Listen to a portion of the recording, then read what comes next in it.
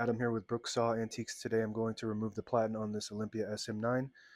This is a parts machine, so it's missing the shell, but this works on both versions of the SM9. All you really need is a flathead screwdriver. First thing I'm going to do is remove the little collar on the inside of the right side of the platen there. There's a little screw, and I have a typewriter screwdriver, but you don't need to have this. You just need to have a good angle. So I'm pulling it towards the edge of the table so I can get an upward angle. It just kind of fits right through that little slot there and then into the screw. Loosen that, and then once it's loose, you can just push it to the right. It's not loose enough, so we're going to loosen that a little bit more. There we go. Now we're going to move that to the right, out of the way, and that sits flush on the right side, so you don't need to remove that. You actually want to try to keep that on there for when you want to put the platen back on. So what I'm doing here is I'm going to remove the platen and replace it with a 3D printed sleeve platen. First thing I'm going to do after that is remove the knobs. So I'm going to take both knobs, one with each hand here, and then you loosen both sides, and then one side, on this case it's the left side, is first.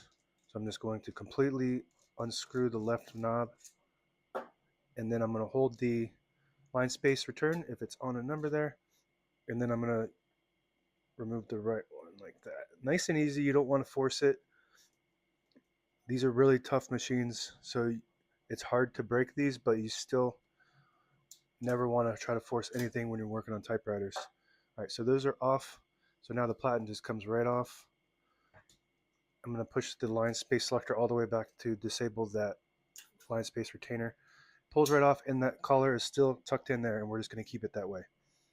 So next, I'm going to move that out of the way, and I'm going to remove the platen rubber on this. So I have this box cutter, but I'm going to use the fresh side, nice and sharp. And I'm just going to cut a line all the way down like this.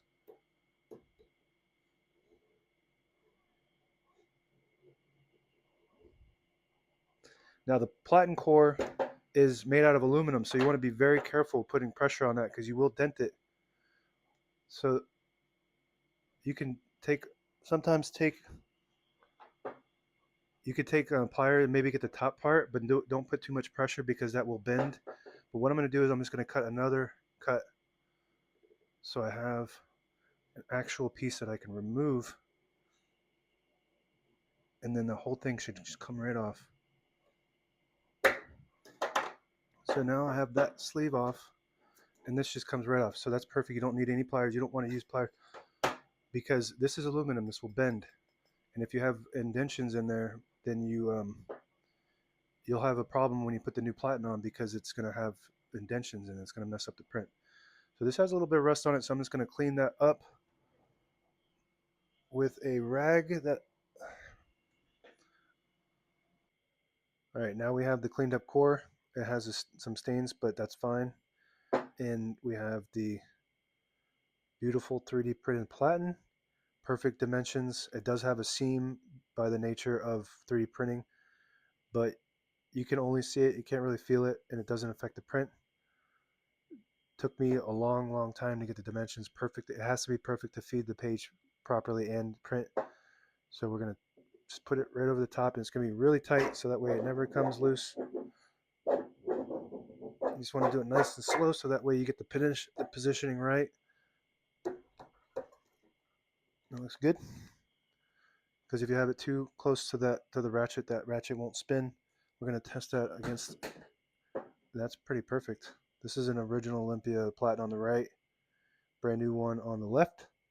So now we're going to install that on this beautiful Olympia SM9, and this works on both versions. So this is the earlier version. The newer version has a different shell, but it's got the same platen. So what you want to do is you want to mate this female into the male in the inside of the left side of the carriage. I'm just going to move the carriage all the way to the right, and then let's get a zoom in on that male. This is the male. So that has to be flush with that for the platen to seat correctly. So we're going to lift this flap up, put the ratchet side in first, and this will seat on this one, but if the collar is a little bit out, then it won't seat on the right side until you flush it on the left. But we're just going to seat that like that, and as you can see, there's a gap on the inside right here. So we want to close that gap in the line space selector all the way back so that retainer doesn't get in the way. And I'm just going to kind of manipulate that up, and on the right side I'm pushing it towards the left, just trying to make those two mate. Sometimes you can get it on the first try, sometimes it takes a little bit of time. It just takes patience to get that. There you go. So now that's flush all the way to the left as far as you can go, and that line space retainer is right there on the ratchet. And now we can do something like this if you want. I'm going to keep that clearance so that way I can connect the collar on the right side with a little bit of clearance. All right. So that collar on the right, I don't have to remove this panel because I have a really skinny and long screwdriver. But if you have a bigger one, then you might want to just remove this panel, or just loosen those screws up so you can get better access. There's 3 screws, 1, 2, and 1 on the back. And there's a slot under here so that way you can access that. And right now the collar, I have it a little bit tight, but I'm just going to move it as far as I can to the left like that. It's actually not tight at all. And I'm just going to hold that just so I can save time in that position, get underneath there and tighten that screw. This is just so you can lock in the platen. I'm actually not going to use that slot because this just locks in the platen so it, sorry about the angle here, so that it doesn't have any kind of play. Nice and tight. So now the platen is good. We're going to put the line space retainer on the first spacing, and now we're going to insert the knobs.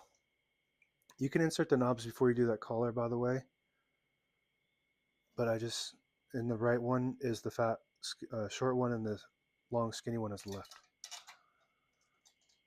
And we're going to tighten those at the same time so that way they tighten each other.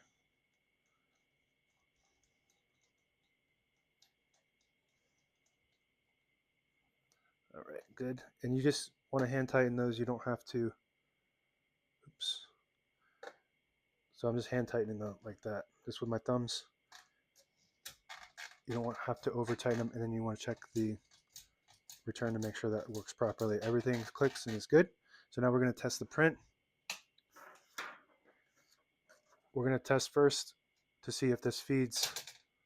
If it doesn't, if it gets stuck, then it's too big. If it doesn't feed at all, then it's too small. And that's perfect. Doesn't get better than that, even with a brand new platen. Look how straight that line is on the edge. No crookedness at all whatsoever.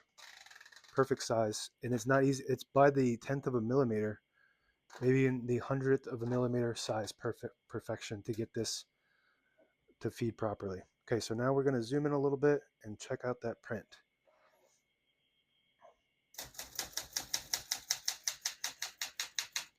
Beautiful print.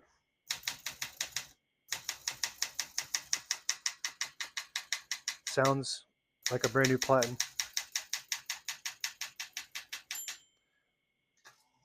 Oh, this is perfect. This is maybe even better than, because when you get your platen redone, I mean, yeah, that's good. It's a good size, but it's not perfect like this. Look at that print. That's as good as it gets. This is a 3D printed platen. This is going to start taking over the market because I'm going to start making these for every typewriter. That's as good as it gets, ladies and gentlemen. So these are going to start coming on the market soon. It takes so long to get these done. So right now I just have the Olympia and maybe an Hermes 3000. So shop my shop if you are in the market for a new platen for your Olympia SM9. Thanks for watching.